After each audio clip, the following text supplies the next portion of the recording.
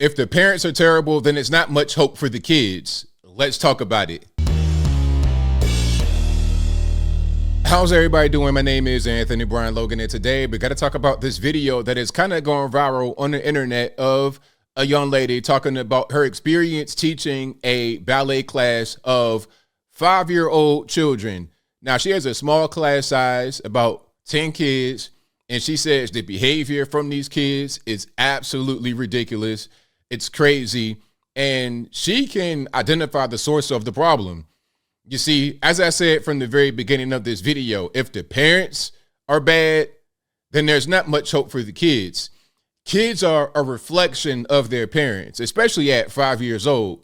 Where are they going to learn negative behavior, disruptive behavior, not respecting authority? Where do they learn that from? Their parents.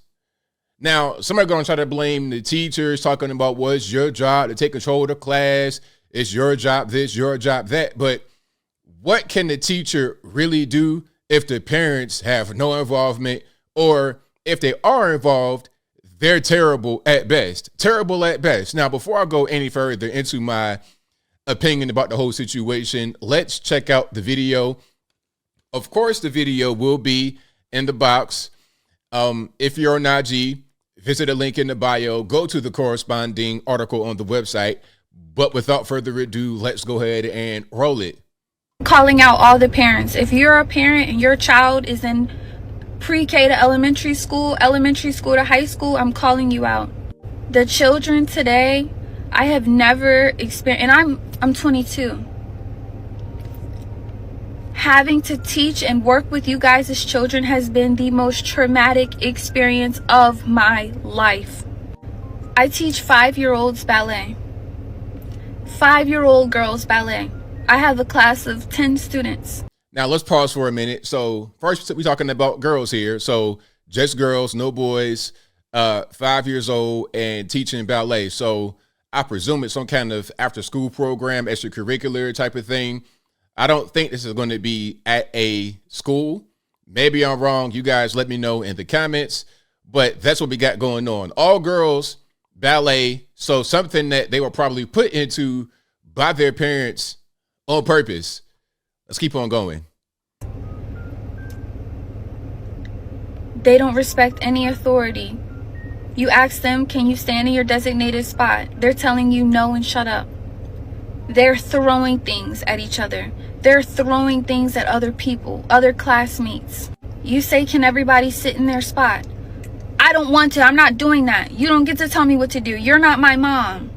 Now, let's pause right here. Somebody going to say, well, hey, ABL, look, if she's a teacher, she's got to control the classroom. But first of all, you're 22 years old. You're teaching ballet. It's all girls. What can you really do? What are you really supposed to do? Can you paddle the kids? Can you really get in their faces and try to be the authoritarian figure? Can you do that? Because nowadays, you do something like that, you're liable to get sued. Are you trying to get sued over your job that's not really paying you any kind of money anyway?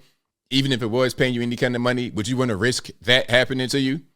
But again, is that her job as a teacher? Her job is to teach ballet, to instruct ballet, not to try and raise these kids in a glorified daycare center. But I'm getting ahead of myself, so I digress. Let's keep going. You confront the parent. The parent tries to argue with you and fuss at you because you tried to reprimand and redirect their kid. I told a young little girl, please sit in your spot. You're not my mom. You don't tell me what to do. Okay.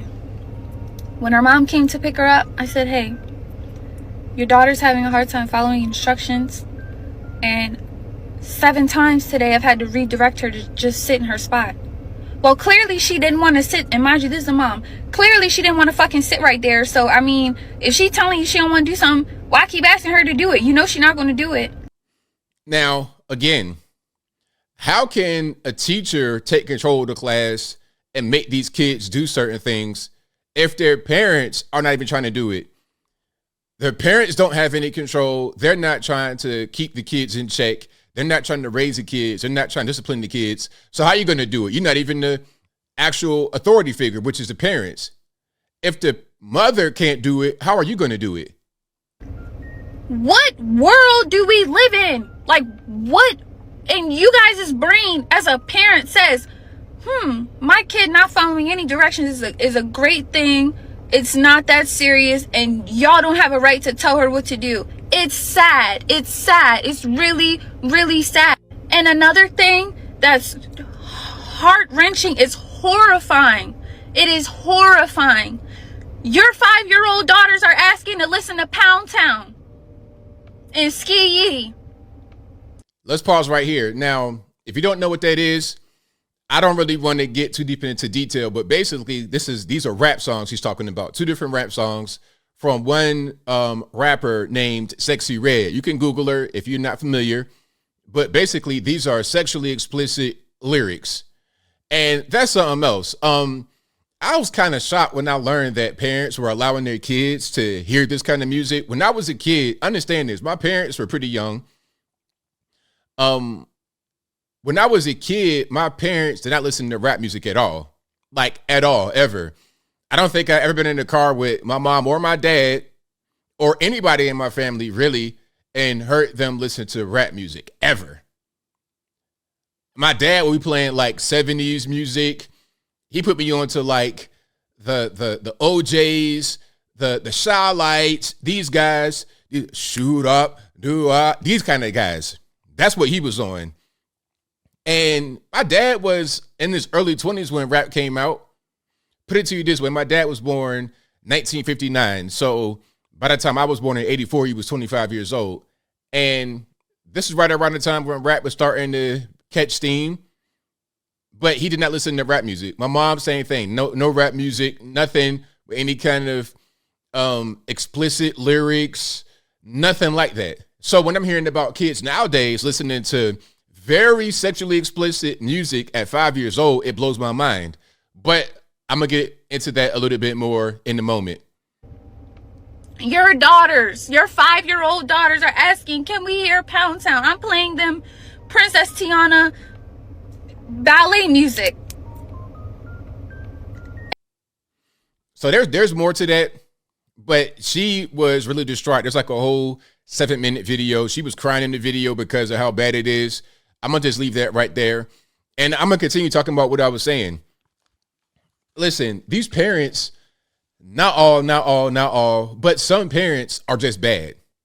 You letting your kids do whatever they want to do. There's no discipline. You're letting them listen to sexually explicit music. I'm sure there's no books in the house. I wear glasses not because I just want to be fashionable and be hip and trendy. No, I wear glasses because I need them.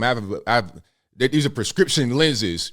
And it started when I was about 8 or 9 years old because I would read books so much. My nose was always in the book. And then one day I'm in class and I'm trying to squint and look at the actual blackboard because I'm nearsighted from reading too much. From my point of view, that's what it was.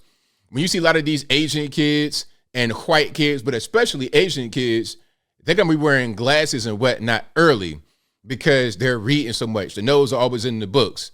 All right. And when you go to their houses, they're going to have a bookshelf full of books. When I was a kid, I had a big bookshelf full of books, fiction, nonfiction, encyclopedia, all of that.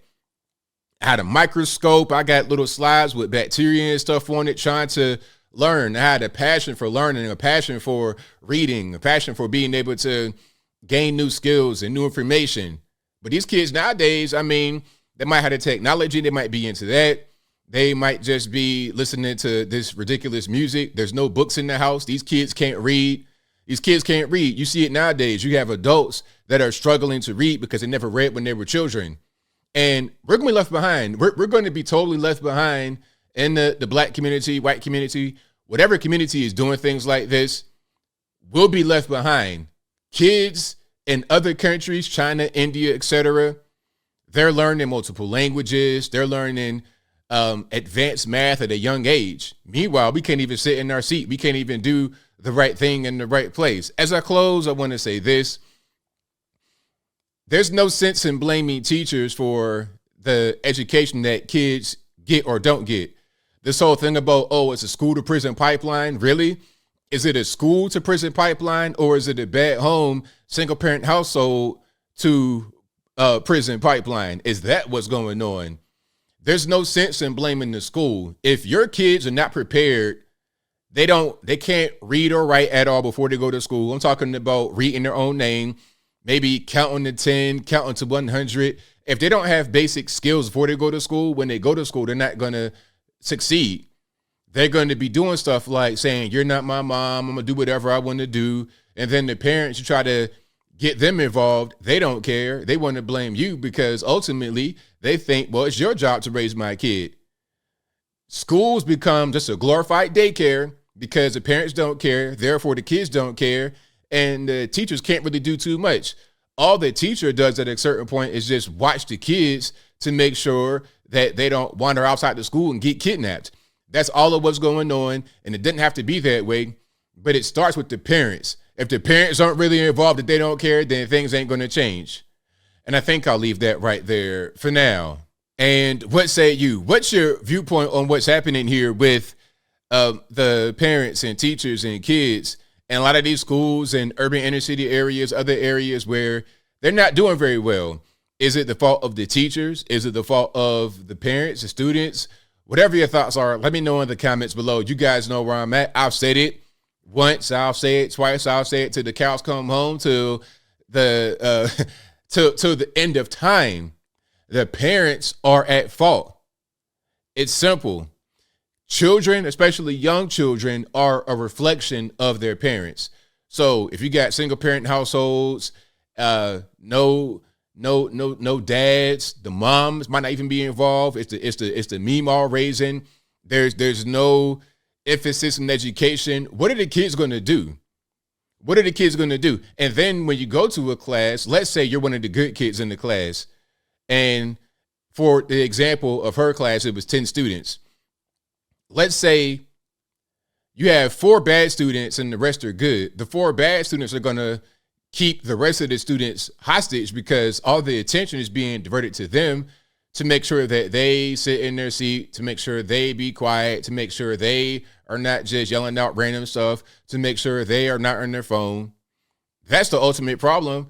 And she probably can't even really suspend anybody or do anything like that. No disciplinary power. And it's not her responsibility anyway. It is the parents. So until the parents tighten up and get it together, you're going to have this kind of issue persist, not only in this young lady's class, but in classes all over the country in K through 12 and college and beyond. But whatever your thoughts are, please let me know in the comments below. And that's all I got to say for this video. If you like what you heard, please comment, rate, share, and subscribe. Peace.